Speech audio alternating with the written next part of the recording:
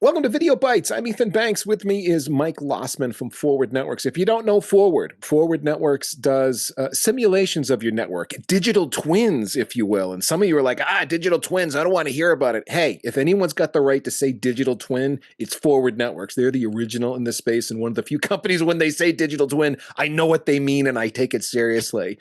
Mike's got a demo for us today. And Mike, we're going to start off with some slides because you've got some things you want to set up for us, right? Yeah, Ethan, thank you for that. I just want to make sure that everyone is level setted on who Forward is. There may be some people who have never heard of us before. And I kind of just want to set the stage as to how we do what we do and jump into a few really cool demos. Okay, let's go, Mike. Sweet. So let's jump right in. So networks are complex, right? They're not getting any easier. They're not getting any more simplistic. It's multi-vendor, multi-cloud. Like there's just a hodgepodge of stuff everywhere. I kind of wish when I was in a network that my network looked as clean as that on the left-hand side of the screen. I don't think my vendors would appreciate if it looked that neat because then they couldn't sell me on all the stuff I didn't need. But modern networks are insanely complex, siloed knowledge. You need to start dealing with in the event of issues, right? Like how people try to break those silos to work with each other when it's not just, hey, network guy, it's your problem, let's fix it. So networks increasingly more complex. So where does Forward come into that? So Forward Enterprise, what we do is we gather all config and state from your packet pushing devices. So think layer 2 through 4. We'll also grab layer 7 stuff from next generation firewalls. We take all of that data, we run it through our mathematical model, and what you have is a true 100% digital twin of your network. And What this does is the that thing that mean? I want to emphasize about you guys is you Mhm. say I gather config and state. You're digging into network devices. You're pulling out what's actually Yep. going on the device with show commands, parsing all of that, and then applying math Yep. to it to create a true, honest to goodness simulation of what the forwarding environment is like in your network.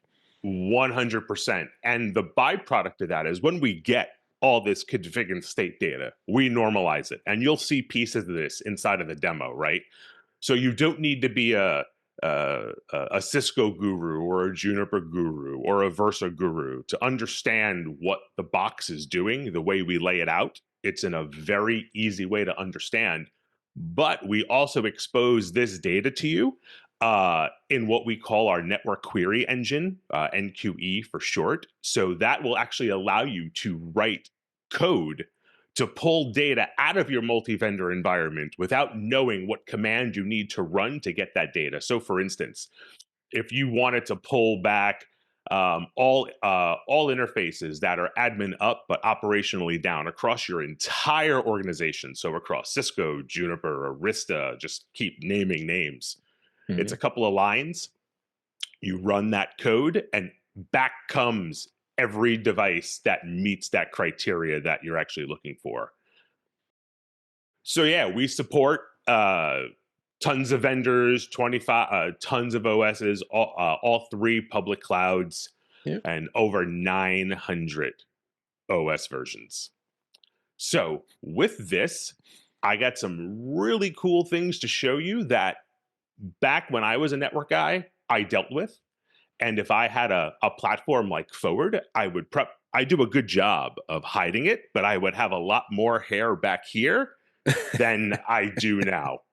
Mike, So I hide it like this. I wear the hat and I don't even pretend anymore. So yeah, okay. I I try to too have lost pretend hair. Yeah. I try to comb it forward. I give it the little swoop so it looks Yeah. like there's more than what's really there. All right, let's jump into the demo. All right, Mike. So you got your demo screen up. What am I looking at? All right, so what you're looking at is a topological view of this demo network that we're in. So just to familiarize ourselves a little bit with it, we have a few. So there's actually a few like locations here. We have a couple of public clouds. If we drill into this one that says 10, we can actually see a few more sites. And as you zoom in, you can actually take it, go around, and actually see more of what's there. Okay, so real quick, you said public clouds. Yeah, Mhm, you probably mentioned this in the intro slides when we were looking at that 900 operating system support and all mhm. that. But I guess I, for whatever reason, wasn't thinking like AWS, Azure, GCP, those kind of Yep, clouds you're talking about. You yep. can parse those networks too. We can Okay. parse the data from those and actually show it to you inside of the model, which that's going to be part of what I'm going to show today. Back in my network days, the one thing I hated was getting on a trouble bridge and dealing with other teams, dealing with a security guy or an infrastructure guy or a cloud guy. Actually, see if I can get up a little bit. Kind of almost looks similar to this, jumping on those trouble bridges, and it's just everyone pointing fingers at each other. And there's really no rhyme or reason as to why people are arguing. It's always network guy, do what you need to do to fix it. We don't care. It's never It, the infrastructure, never the just cloud. agreeing, Mike. Yeah, I've been in that situation where, well, it's got to be the network. And it's like, well, okay, let's prove it isn't. It really was the thing. And the more tools I had at my disposal to prove that it wasn't, occasionally it was, but generally Yeah, speaking, it wasn't. But being able to demonstrate that was the challenge. So we'd stop pointing that's the fingers and actually key. get to the root of the problem. Yep. So now with forward, the finger pointing stops because it's there crystal clear. So let's jump in and let's do a quick path search. So there's several ways before I get into it on how you could actually do a path search. So you can come in and you can type in our query bar, you want to go from to port protocol. If you don't know our our semantics for search, there's actually a quick search where you can put in the source, the destination, and then the traffic type that you're looking for. Okay. So, Or so path search, as in, I need to know how this particular kind of traffic between these two IP addresses are traversing the network, whether they are or correct. are not getting through. But that's Mhm. my path search. That's what I'm demonstrating here. Correct. Think about it. I don't want to diminish the platform, but think about how you would go and trace route something, right? Where you'd see every hop in the network. This will show you every hop in the network, including cloud constructs, which we'll see in like the demo. So it's not just, oh, it Okay. got delivered to AWS. We break down every cloud construct that packet would flow through. And you're going to, okay. And you're showing me accurately what's going to happen in my production network because you've ingested all of not just configuration, but state, what's State. actually going on in the network. Again, Yep. not simply configuration. There's a difference between configuration and actual production state, what's happening. Yeah. Correct. And just to also level set, this is a snapshot in time. So it's not a live view into the network. It is as accurate as the last snapshot that was taken. Okay. Makes sense. Yep. So let's do a search. So we're going to go from, and we want to go from this host in the data center. So let's say you only knew half the host name. You could actually start typing out web, and then you'll actually get the host. So it'll start to suggest stuff to you, like Google will suggest stuff to you. So we want to go from this host, and as you see in the left-hand side of the screen, it's already starting to paint out what paths this host has. And we want to go to a destination IP of this application in AWS. We want it to Mhm. be TCP. And we want it to, at this point, we can search, if we actually take off the protocol, we can search via app ID. Or if you're looking at a destination port, you can either put the port number or you can put the actual name of the protocol. So we're going to look for, if I could spell today, HTTPS. And let And this me matters because of filters, firewalls, and so on.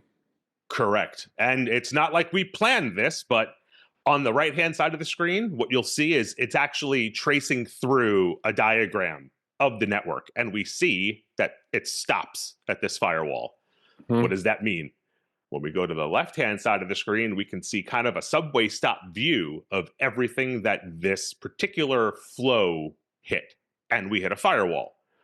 If we click on the firewall, we can see why. So this is the actual normalization of data and making what we show vendor agnostic. So you wouldn't know, just let's forget that the device name says PAN-OS for a second.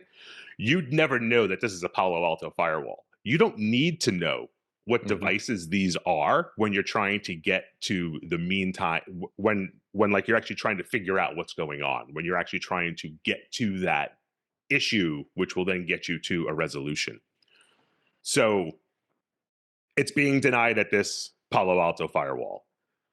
Without forward, what would generally happen on that trouble bridge? Network guy changed the firewall. But There's that, or worse, you don't even know as the network engineer exactly where it might be being dropped, and you end up doing a manual packet walk device to device until you figure out where it fell over, parsing things by hand or manually. Exactly. Yeah. And then you make it to that firewall.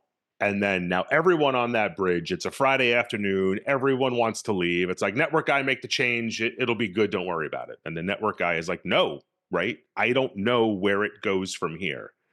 I could look at routing tables to kind of see, but I don't know what's going to happen past this device, right? My crystal ball today isn't working, right? I can't tell you. Or worse, that knowledge is in someone else's head that's not on that bridge because we've separated functions between route switch and security, let's say. Yeah. Exactly. So forward has a unique feature called permit all. So how we gather the config and state, let's just refresh for a second. It's read-only credentials into the device, right? So we will never write into the infrastructure. What permit so when you say does, permit all, you're not saying I'm actually overriding a policy on firewall. I'm simulating what would happen if. Correct. So we're taking all security devices and all security constructs, whether it's a cloud security construct, a cloud security firewall, or a firewall on-prem, or a router with an access list. We're turning everything into a permit IP any inside the model. So we're turning every security construct into just a regular router when we click permit all. So now we can see the path got a little bit better. So we see it's now getting past that firewall. We're riding over riding over a transit network, and we can actually, when we get the config and state, just because I'm a MPLS geek, I like seeing stuff like this. We'll actually show you the label switching inside of the MPLS network. So if you're troubleshooting a label problem in an MPLS network that you own, you can see all that. Yeah, that's my next question. Like you couldn't see the label on some service provider network because you can't get that kind of detail out of it. You can infer a lot from a discovery, but not that. Okay. Correct. That's a box I own. Sure. Correct. And now, we would have hit another firewall inside of San Jose. So that's now 2 firewalls we would have had to change. Now we're jumping into AWS. And I said, hang on, before we talk AWS, go ahead. This is a big deal because the permit all tells me I could have made the initial mistake of, hey, this thing got dropped by this one firewall, going to make a policy change there so I can get through that firewall and I'm done. No, you're not done because you have another firewall in the loop that you need to change as well. Correct. Now, these are maybe easier to spot because the network team generally controls them. And they're like, oh, okay, right. I know to get to AWS, there's another firewall. If it's not working, it could be this could be this firewall. There has to be manual checks. Policies are often changed or replicated across different firewalls for sure. Still, it's good to know, right? 100%. So now what I think is cool when we jump into the cloud, in this particular instance, AWS. So it looks like it comes in through this thing that looks like a router. When I click it, it gives me contextual information about that. What's its IP? What's it doing? How is it routing? It's giving me all this information in plain English that myself as a non-cloud guy could understand. And we do that with... these are AWS specific constructs, transit gateways, and so on that you are able to parse and understand just like any other network device. Correct. Yeah. So we're jumping through. Oh, look, it would have been blocked by another firewall inside the cloud. But this is one of those virtual Palos, right? So again, it would fall on the network guy. But if the network guy doesn't understand what's going on before that firewall, like in the AWS world, there's going to be a lot of contention between the cloud guy and the network guy, because the network guy has no visibility into any of this, right? I can't come in to anything and be like, oh yeah, show me in plain English and non-cloud speak what this security group is doing. You have to piece together a ton of information to be able to do that. And we piece it together and we show it to you in a way that's easy to understand. So let's keep on cruising. Okay. And we're going through. I hit the bottom where it's delivered, but my favorite thing and where I like to kind of poke the cloud guys a little bit, right above the EC2 instance is a security group. Good at that. Yeah. What So do you that's see below the security group? ACL rules ignored. This is my permit all is allowing me to simulate flowing through it, but it would have been stopped yet again, you're saying? Yes. So the cloud security is action deny, and it would have been an implicit deny by this specific security group. The network guy has no view into this. You ask a cloud, hey, cloud guy, I think your security groups are wrong. The cloud guy will look at you like, nope, Terraform it all. It's fine. We're good. Mm-hmm. CI/CD. Jenkins tells me it's fine. There's nothing wrong with it. So now you have that full picture of everywhere that needs to be changed. But the better part of this whole thing is you don't need to tie up your high-paying engineers on trouble bridges arguing with each other anymore. This ticket could have come into a knock. A knock engineer could have ran this path search, seen that it was being blocked at this first firewall, did permit all, made sure it made it to the end, right? That we got an actual delivered. They can then take this query, copy it, put it into a ServiceNow ticket to the appropriate teams. And when like the team gets that ticket, they paste that query in, or they paste the URL. So you can either take this query or like the actual URL. It'll bring you right to this same path search, the same way we see it today.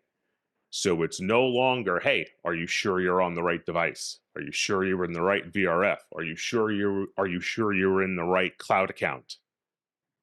There's no more what if or are you sure? It's 100% mathematically proven that this is the path, this is why it's broken, and this is what you need to do to fix it. When you showed me this initially, I was thinking of it in a network engineer context, as if I'm a operations team or engineering team using this. But you said, hey, frontline knock triage can use this tool. You're seeing that deployed with forward customers? We're seeing a few of them adopt this, right? It's a lot of those teams don't want to give that up because it's prove it, right? It's granted, this is proven, right? And this feels like the right thing to do, though. You give it, if you can train those triage guys on how to pull that information out of forward and then put it in the ticket, you just saved whoever's got to react to that information a whole bunch of time because they know it's there and that they can trust it. As you were putting it, the math's already done, guys. We know exactly how this thing flows and where the stopping points are, and you can begin to formulate a change from there without having to start your investigation over again. 100%. And it's not that the big thing, right? Back to the shirt. The finger pointing ends. It's no more, oh, network guy, it's you. No, it's not. Here's the proof on why it's not me. Yeah, well, you know what? You gave that to me in, Juniper config. I can't read Juniper config. How do I know you're not, trying to buy some time because you don't know what the problem? I've actually had someone tell me that before. I had a colleague tell me that I gave them a snippet of Juno's config and Juno's state. And they looked at me like, I don't know what this is saying. I think you're trying to buy time because you really don't know what the problem is and you're trying to figure out what the problem is. And you're just giving me jargon that I don't understand. Oh my. And That's I kind of looked at them. to have. It was a really hard conversation to have. A couple of words were exchanged, but ultimately it was his problem. And it was like, here's the proof.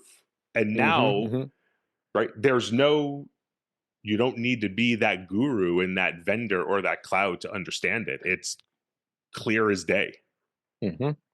Yeah, you can call it democratization of the information. You've abstracted the technical jargon underneath and presented it in a way that makes it much more understandable to any reasonably technical person what's going on and Yep. why there's an issue. Yeah. Yep. So now this is cool, right? But hybrid cloud it's been around for a long time. More and When you more say hybrid cloud, you mean I've got cloud in public cloud and cloud on premises as well? correct, Okay. correct.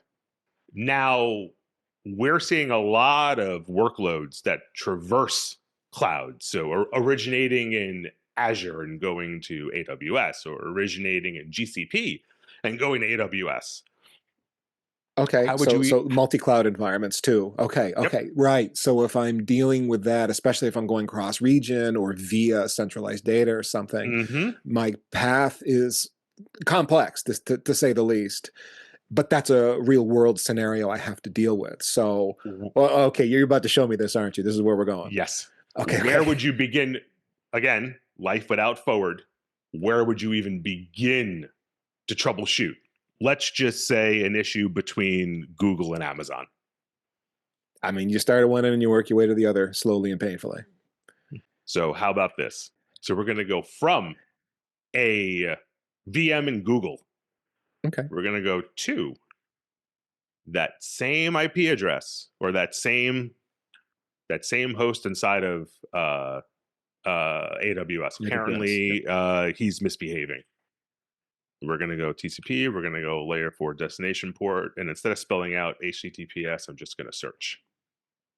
So in the actual like topological view, right, you see how there's some highlighted blue, right? So those are the actual locations where this is going. If we The look actual on the path that we expect this to follow, you're saying? Yeah. correct. So Okay. Sydney up to Council Bluffs and then up to US West. Got And it. if we actually collapse this, we start in Sydney, we go to Council Bluffs, and we're going to US West. And same way we did the on-prem path search, you can literally go in and you can see everything about these instances, whether it's the VM, whether it's the VPC, anything you want to know about the specifics of that. You can go in and you can actually interrogate it to know more. So we go through Google, we hit Council Bluffs, we hit AWS, and it's being blocked by the same firewall, but a different rule. Now, in the 30 seconds it took for me to pull this data in, look at it, you'd still be in Google trying to figure out what that VM connected to and how that VM went and did its thing. Same thing like the last path search we did. We can permit all it. We can look to make sure it gets delivered so it gets past that firewall. Mhm. That same security group, that cloud guy slipping on being able to let HTTPS come through to this public application. And then it finally gets delivered. So my cool demo, I'm seeing on premises to cloud. I'm seeing cloud to cloud, and by inference, you can do anything in between. If there's a path that my data in networks that I own follows, you can figure out all the different permutations, whether or not it can get through or not. You understand all the cloud constructs. You understand pretty much, it sounds like, any kind of hardware and operating system I might be running, and can parse that and present that data to me. Okay, so let's say I'm keen and I want to know more from a forward perspective. Where do I go? So you can head to our website, forwardnetworks.com. There you can actually request a demo. You can look at some other videos that we've done in the past. If you're going to be at RSA, AutoCon 3, or Cisco Live US, we'll be there too. You can stop by, say hi. I'll be at all three of those. Okay. But if you want to dig in more, because this just scratches the surface of what our digital twin can do for a network engineer, a security engineer, or a cloud engineer. Yeah, and if you guys go to the live event and run into Mike, he's a nerd's nerd, so he'll go as deep as you want to go into not just this solution, but anything about your network. He can keep up with zero trouble. Okay, forwardnetworks.com, you said, right, Mike? That's it, forwardnetworks.com. Okay. Thanks a lot, Mike, for your time today. And thanks to you for watching. If this video got some kind of value for you, like, subscribe, do all the things. We'll see you again next time.